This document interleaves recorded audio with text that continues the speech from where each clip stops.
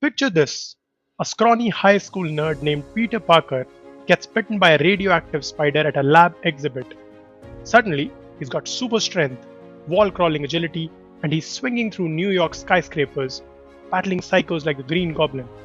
But Hollywood, Sam Raimi specifically, took those sacred Marvel comics and flipped them upside down with organic webs shooting from his wrists, villains with merged personalities, and that infamous emo dance scene fans still roast. Did these changes save the trilogy or butcher the source? Today on B&M Reviews, we break it all down scene by scene. If you're a Tobey Maguire diehard or comic purist, smash like right now and buckle up. This deep dive will change how you see superhero adaptations forever.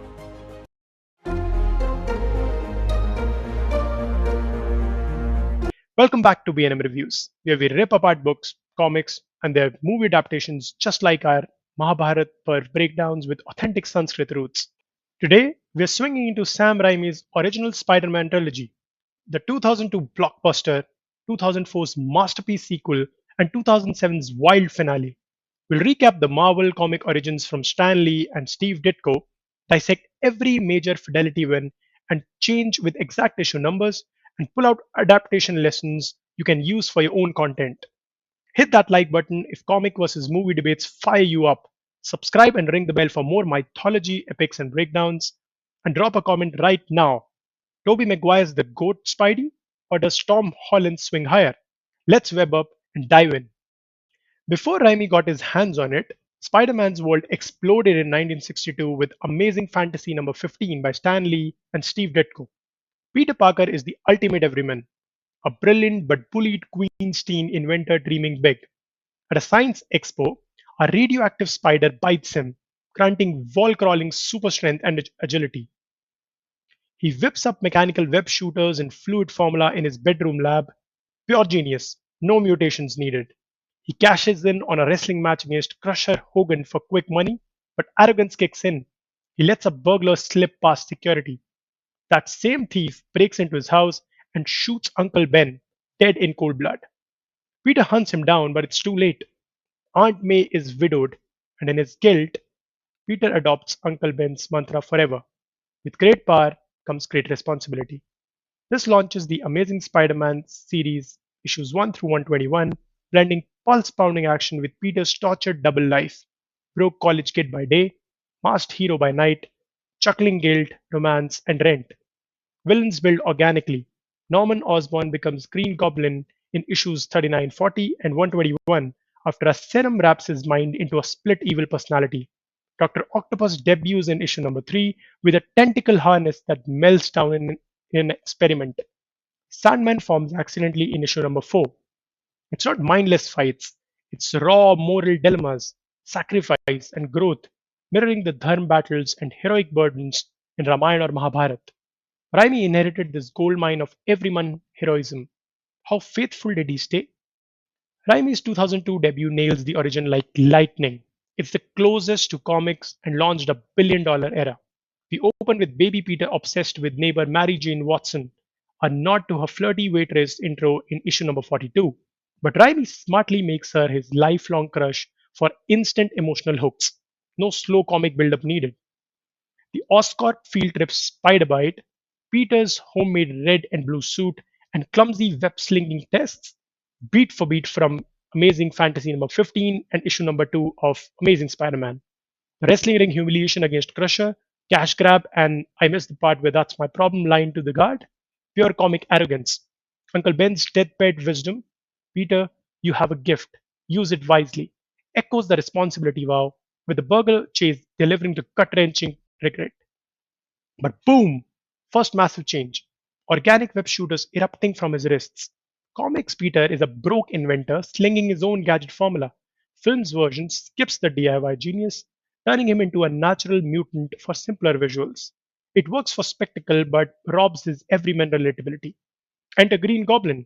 William Defoe's manic Norman Osborn inhales a deadly performance enhancer, hijacks a glider straight from issues number 39 and 40, but Raimi fuses the comic's split personality into one tragic figure. No comic Goblin impales himself. Film's Queensboro Bridge rescue ends with Norman dying in Peter's arms, begging secrecy. Mary Jane's damsel role amps the romance tragedy. Rooftop finale? Comics are bloodier, but Raimi's glider sacrifice adds sympathy. Themes of Powers cost shine. $825 million gross proves it honored the heart while bending for cinema magic. 2004 sequel is Raimi's undisputed peak, a love letter that elevates the formula. Peter, now a daily bugle photographer scraping by, hits burnout, past flicker from stress, inspired by issue number 33, where he quits Spidey like briefly. Comics blame guilt overload, film layers in pizza delivery flops, academic fails, and MJ's wedding engagement for universal burnout feels. Dr. Octopus, Dr. Otto Octavius, mirrors issue number 3, brilliant mentor whose fusion reactor harness fuses to his spine after wife's death, inhibitor chip fries, unleashing madness. Film's tentacles gain creepy AI voices. Comics keep it mechanical insanity. Bank heist reveals Peter's identity to MJ too soon, speeding the comic's slow burn where she dates Chalk Flash Thompson first. Iconic train sequence? Total Raimi invention. Peter stops a derailing subway barehanded. Civilians web his mask back. Pure heroism amplifying responsibility, absent in comics. Organic webs hilariously run dry mid Doc Ock fight, exposing the flaw comics torch with refills. Peter's no more rooftop yell, choosing heroism over love, nails the soul. MJ's dangling rescue cements sacrifice. Subtle black suit nod teases issue number 252 Symbiote ahead. This emotional core made it the highest rated superhero sequel ever, balancing fidelity with heart that punches harder than any web. 2007's finale goes big but divisive, cramming villains like comics never do. Arcs spread over issues, not one film. Symbiote crashes via meteor, bonding to Peter's suit and unleashing aggression. Comics rampage with raw rage and power boosts. Raimi adds that viral jazz club strut, bell smashing at the diner, and emo bangs. Cringe humor that splits fans but nods to costumes' corrupting flair. Sandman, Flint Marko twists in issue number 4's accidental creation. Film's particle chamber mishap reveals he's Uncle Ben's killer, inventing revenge payoff absent in comics, where he's just a tragic crook. Redemption finale, saving his dying daughter, as layers comics explore later. Venom, Eddie Brock in issue number 300 loses his job after Peter exposes fake photos, grabs the symbiote, dust hair, skipping comics simmering rivalry. Harry Osborn's new Goblin arc accelerates issue number 121, dad reveal via video diary. Peter's humility arc peaks as he rejects the black suit publicly. Overload sacrifices nuance for spectacle. $895 million box office, but backlash fueled the reboot. Still, it captures growth amid chaos. Raimi nailed comics score. Power's crushing burden, heroism's lonely cost, but flexed for screens. Organic webs dazzle visually, personality merges packed drama, Sandman twist forces closure. Like Sanskrit epics retold in modern films, fidelity bends for audiences without breaking the dharma. Wins? Emotional depth birthed blockbusters. Flaws? Lower cuts for pace. Lessons for creators? Honor source themes, invent for impact. In our next video, we may have another adaptation shocker. Subscribe to not miss it. Which twist broke the comics most for you? Organic webs, Sandman as killer, or that dance? Comment below now. Like if this swung true, share with Spidey and comic nerds, subscribe for Mahabharata Parvs and more breakdowns. Thanks for watching B&M Reviews. Stay responsible. Web out.